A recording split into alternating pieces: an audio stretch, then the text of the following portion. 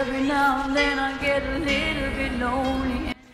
Car makers are going electric. You've probably seen the ads. In fact, 6 of the 7 car ads during the highly watched Super Bowl were for electric vehicles. After an executive order last year and with rising gas prices right now, it's an industry expected to boom, and state governments are racing to make way. I spoke exclusively with an electric vehicle owner and the TDOT deputy commissioner who is mapping out the future for electric corridors here in Tennessee. To me, it was almost a no-brainer to go electric. It's been honestly the best thing that I've had. At the forefront of a new industry, electric vehicle owners can often feel like salespeople. For the car, I did go with the white seats. Tesla owner Josh Lyles doesn't mind. He does work in sales and used to work for Tesla. He shows us around his Model 3. You have the charging port right here. Running on battery, there's no engine. But this is where I can open the front trunk. We just call it the frunk for short. And then so up here you just have trunk space. And he takes us for a ride. I hear coworkers complain about it, but I don't even look at the gas price signs. Lyles will soon have a lot more company on the road. Electric vehicle sales are growing, accounting for nearly 10% of U.S. vehicle sales last month. And this is a DC fast charger, which generally speaking, you can get a full charge in about 30 minutes. TDOT Deputy Commissioner Preston Elliott expects half of cars sold will be hybrid or electric in the next 5 years.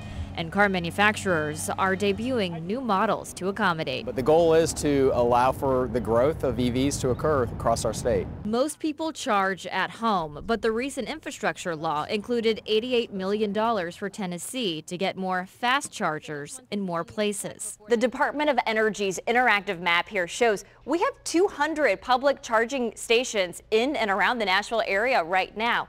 But if you zoom out and move miles east or west in any direction, you'll notice that the stations really become scarce in rural areas. TDOT's plan will use federal money to put a station with multiple charging ports at least every 50 miles. So we'll be looking at park and ride lots, for example. We'll be looking at a mall or a shopping center or at a hotel, somewhere where they have the ability to access easily off the interstate and be able to kind of make back on their trip.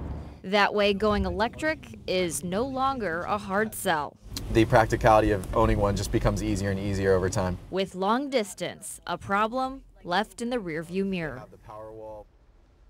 To charge at home, all you need is a 240-volt capacity outlet, but TDOT says it can cost some $100,000 to get one of those DC fast chargers up and running in underserved areas. The department will submit its plan to the Federal Highway Administration for approval in August, Ben. So a lot of things coming. We were talking about the benefits about this in the commercial break, and one of the big questions is because of the fuel prices now. I mean, is charging some of these electric vehicles free? So at most of the chargers that you'd find around town, the smaller ones that you're going to find in your grocery stores and your garages, it's totally free. Wow. In those fast charger situations, the big ones that I was just showing you, it's supposed to cost about half of what it would cost to fill up with gas, and then at home, which is where most people charge, it's just whatever it impacts your electric bill. Gosh, but all in all, you think about the savings. I mean, long or short term, you might pay just a little bit more up front, I guess, depending on the vehicle you want, but long term, you could save a lot.